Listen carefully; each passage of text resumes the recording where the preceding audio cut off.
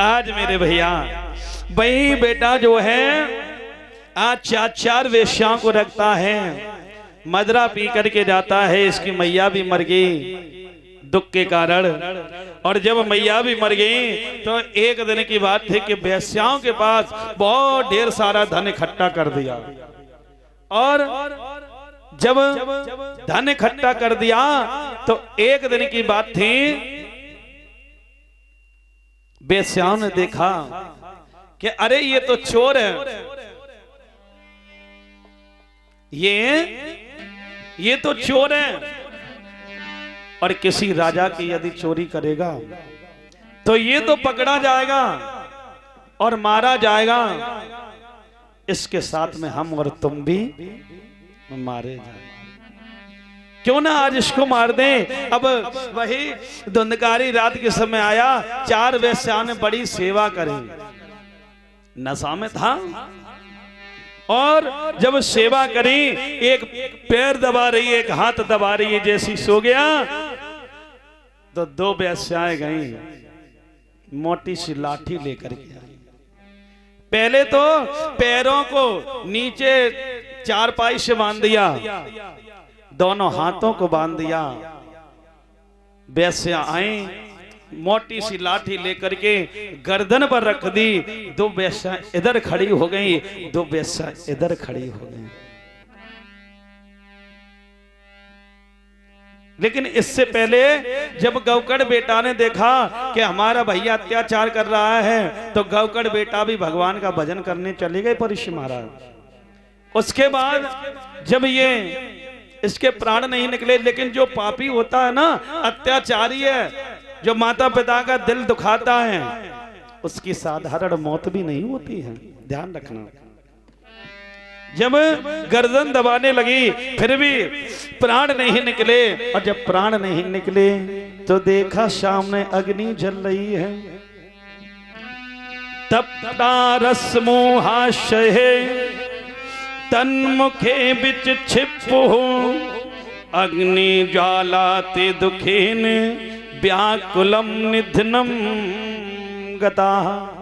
देखा कि सामने अग्नि जल रही है, मोटी सी लकड़ी लेकर के आई जलती हुई अंगारे, और जब लेकर के आई तो उसका मुंह फाड़ा और मुख में ही पूरी लकड़ी घुसेड़ दी, उसके प्राण निकल गए। बोलिए गोविंद भगवान की। देखिएगा परेशान कितनी बुरी हालत से मारा गया है। लाठी से मारा नहीं मरा, गला दबाया नहीं दबा फिर भी नहीं मरा, और अंगारे जब मुख में भरे गए हैं तब इसके प्राण पखेरु हो गए। कितनी बुरी हालत हमारा। आज वही जो है आज भूत प्रेत बन जाता है, इधर उधर भटकने लगा, क्योंकि मरने के बाद भी आराम नहीं मिलता है। काफी देखा हो कि वो अपनी मौत से मर जाते हैं तो उनको भी संसार में भटकना पड़ता है, जब तक उनका समय नहीं होता तब तक योनियों में भटकते रहते हैं। ऐसे मान लो ये जो कथा हो रही परीक्षित महाराज, ये जो सामने झंडा लगाया है धुंधकारी का, ये कथा क्यों होती है कि जो इस क्षेत्र में पुण्य आत्माएं खत्म हो गई हैं, जो इधर उधर भटक रही हैं, उनका उद्धार नहीं हुआ है, तो ये कथा जो आपके क्षेत्र में हो रही है, आपके क्षेत्र की जो भी आत्माएं भटक रही हैं, भूत प्रेत व्याधा, सभी आकर के उसी झंडे में विराजमान हैं। सामने जो काला झंडा लगाया है उसी में सभी विराजमान हैं। और जब ये कथा 7 दिन की पूर्ण हो जाएगी तो सभी का उद्धार भी हो जाएगा। जिससे कल 1 दिन की पूर्ण हुई तो 1 दिन गांठ, क्योंकि 7 गांठ का ही तो लगाया जाता है, और हम और आप भी धुंधकारी हैं। कैसे मालूम? अपनी जो शरीर की रीढ़ की हड्डी होती है ना पीछे की, इसमें कितनी गांठ होती हैं? 7। कितनी होती हैं? बोला करो। हाँ, कितनी होती है माओ? 7 है। अगर हिंदी में ना जानो तो इंग्लिश में कह दो 7। हाँ, तो 7 होती हैं। तो भाई आज तो ये तो बांस हो गया पीछे पीठ की हड्डी का, और काला झंडा कहाँ पर ऋषि महाराज? नहीं, वो तो है अपने शरीर में, कहाँ है ये? हाँ, ये काला झंडा है। और अगर जो झंडा सफेद हो जाए तो हल करिए हो जाए 10 रुपया की डाई में। देखा हो, अगर ये झंडा सफेद भी हो जाता है तो तुरंत काला भी हो जाता है 10 की में। बोलिए गोविंद भगवान की। तो भाई आज इधर उधर भटकने लगा। एक दिन की बात थी, गौकड़ बेटा भगवान का भजन करके आए। शाम को भोजन पाया और भोजन करने के बाद सो गए। आधी रात का समय हुआ, इन्हीं का भैया वही धुंधकारे प्रेत बन करके शताने लगा। शक्र में सा शक्र दस्ती सक्षमय ही शोभितम सच्चिदिंदा सच्चाग्नि पुनश्च पुरुषो भक्ता। ये कभी पेड़ बन जाता है, कभी इंद्र बन जाता है, कभी योगा अग्नि का रूप रख लेता है, कभी कुछ बन जाता है। यानी अन्य अन्य बातों से डराने लगा। तो वही आज गौकड़ बेटा डरने लगे। अरे ये कौन है जो कि मुझे सता रहा है? प्रेत बन करके हाथ में गंगा जल लिया और जैसे ही पढ़ करके मारा, वही धुंधकारी अपने रूप में आ जाता है। हाथ जोड़ करके गौकड़ भैया के चरणों में गिर गया। ए भैया, तो मुझे पहचान नहीं पा रहा है? कहा कौन हो? कहा मैं तेरा भाई धुंधकारी। कहा भाई तू प्रेत बना है? अरे तुझे नहीं मालूम, जब मैंने सुना कि तू मारा गया तो मैंने एक काम किया है। क्या? तो डरते तू गया पिंडो। जब कोई खत्म हो जाता है तो कहां जाते हैं? गया जी में पिंडदान करने के लिए। माया दत्तो विधानता तत्कथम नेव मुक्तिशी मया चयामिदम। भाई कहा है भैया तू प्रेत बना? तब मैंने सुना तो मैं गया जी में गया और गया जी में जाकर के तेरे प्रति मैंने पिंडदान किया। ए भैया क्या तेरा उद्धार नहीं हुआ? क्या भैया मेरा ऐसे उद्धार नहीं हो सकता है। क्यों? क्योंकि भैया तुझे एक बात नहीं मालूम।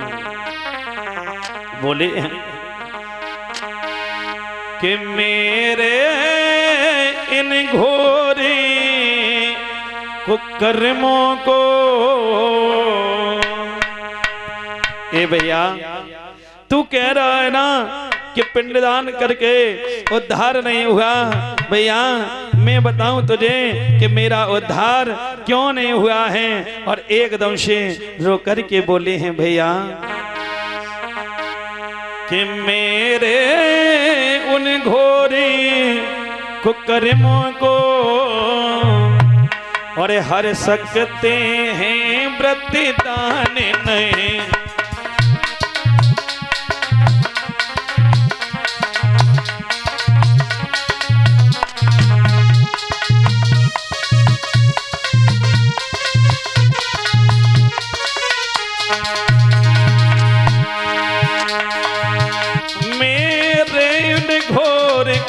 कर्मों को हर सकते हैं व्रतदान नहीं। नाथी की न्याय शाला है, नाथी की न्याय शाला है। कुछ रिश्वत की दुकान नहीं।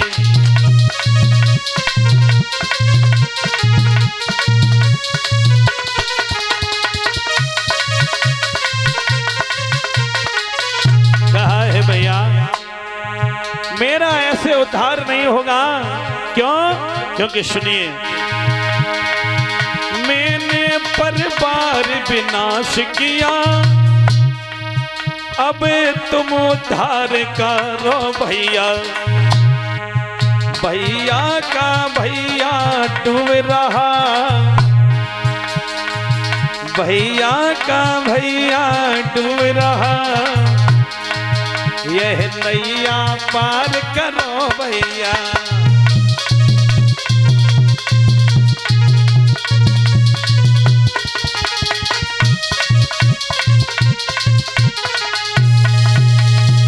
कहा है भैया मेरा ऐसे उद्धार नहीं हो सकता है। क्यों? क्योंकि मैंने माता पिता के दिल को दुखाया है, और भैया मैंने देख लिया है कि भगवान के यहाँ देर है परिश महाराज, लेकिन अंधेर नहीं है। भले ही देर लगती है, और जब देर लगती है तो फिर बाद में सब अच्छा ही अच्छा होता है। आज मेरे भैया कहा कि मैंने परिवार का विनाश किया, मेरे पिताजी भी जाने कहाँ चले गए, माँ भी